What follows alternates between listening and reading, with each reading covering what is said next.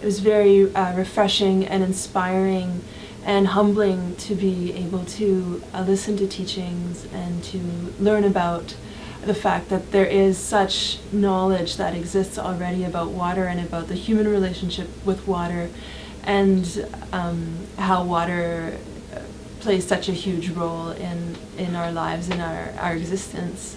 So it was very interesting to hear all of that. Just very factually, I learned about the Omnibus Bill C-45 that 99% of our lakes and waterways are no longer protected, and I don't know why. And I'm going to, from now on, I'm going to look into that and see why they're not being protected. Mother Earth is not infinite, and we cannot take it for granted, and that's just something that I think we need to reiterate over and over and over again. And starting with the youngest kids, like those little kids who came in and drummed for us, that was amazing, and they're the ones who we have to really start reaching. It takes more than just one person to make a world go round. You actually need a whole body of people to actually do things that you really want to do. Because we're at this stage, we really need that knowledge in order to move forward in a way that is healthy for us, and that is healthy for our planet, for the animals, for the plants, for everyone involved, so that we can survive on this earth and live more in balance and harmony. I now understand the importance of living in harmony with Shkikamakwe, Grandmother Earth, and protecting her waters and everything that she provides for us. It is our responsibility to take care of Mother Earth as well as the water, because without water there is nothing. Mother Earth provides us with everything that we require to sustain life. She provides us with our food, our water, our shelter, and our air. She has 4 types of water and 4 ceremonies that are conducted by the Anishinabek people. One is for birth, another is for life, one is for rain, and one is for death. These ceremonies, as I can see, are stages of life, of which are taken to heart by the Aboriginal people, and to keep the water clean and fresh, and to be honored and respected with gratitude. About the Anishinaabe prayers, I wondered always why there was praying before everything. And I thought, well, this is just, trying to research the culture. And one of the women just said it was because of the life that the food and the resources give to us all, and we give thanks for that. So from now on, I'm always going to give thanks too, because it's something, even if you don't believe in a higher being, one should always be grateful for what one has. Water is a very valuable gift of the Creator. It's something that we need in order for us to be able to survive as people, and we need to protect what's there for future generations. We talk about the 7 generations, and we need to protect whatever we can of the earth for them. Water is the lifeblood of Grandmother Earth, and we have to protect that against all odds. We can't live without it. Water is obviously the core of everything. So I think that just sort of goes without saying that we cannot live without water, and it is our responsibility as the caretakers of the planet to protect it. And not to squander it, to every time you flush the toilet, to take into account that, we are so lucky to have such an abundance of water. As Anishinabek, our relationship to Mother Earth and the water is very intimate. It's,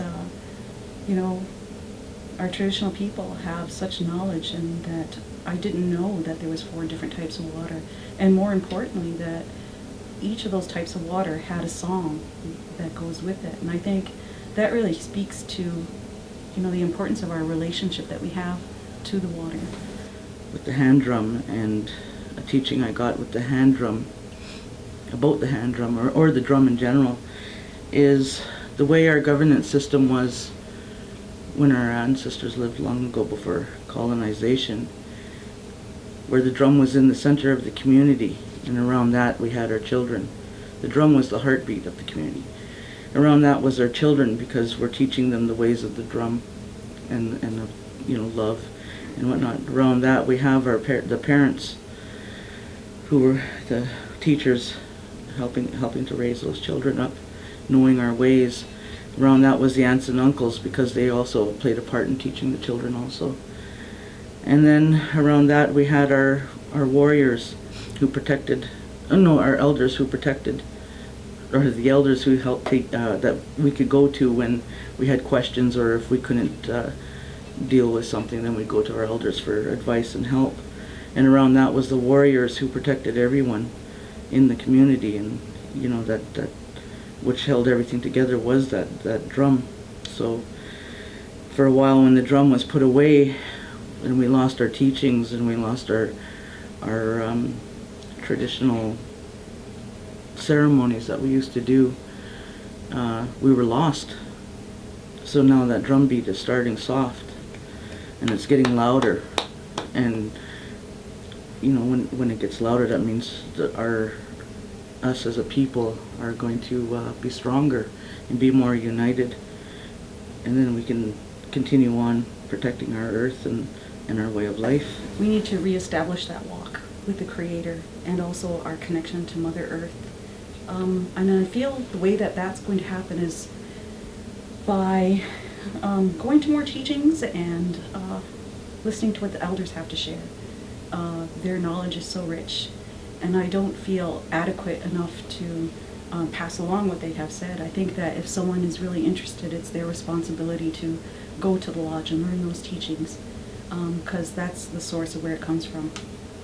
And it's probably the best place to go and get those teachings. It is our responsibility to seek out those teachings so that we can live in balance and harmony with Shikamakway. When I think about the lakes, the rivers, and the streams, I think that they have a spirit and they have something to say to us, you know, and I think that they want us to pay attention and they want us to send them good thoughts and good energy, and I think that's something that I would take upon, I think, as my own responsibility as a woman, is to remember, go out and seek those teachings and remember to do those things for my children and future generations. That we should be looking after Mother Earth in all its aspects. It is a gift to us from the Creator, and that's how we should treat it.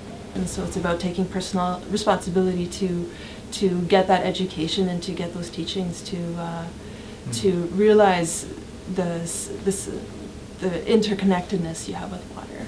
To protect what we've been given from the Creator. We are given only these things to use as we pass through this earth in our own life. Treat Mother Earth exactly how you want to be treated, like with respect, honor, loyalty, all that stuff, like, you know. When it comes to Mother Earth, we keep forgetting that she is our mother, and that we should treat her with the love and respect that a mother is due. Mother Earth, I love you. Water, I need you. We all need you.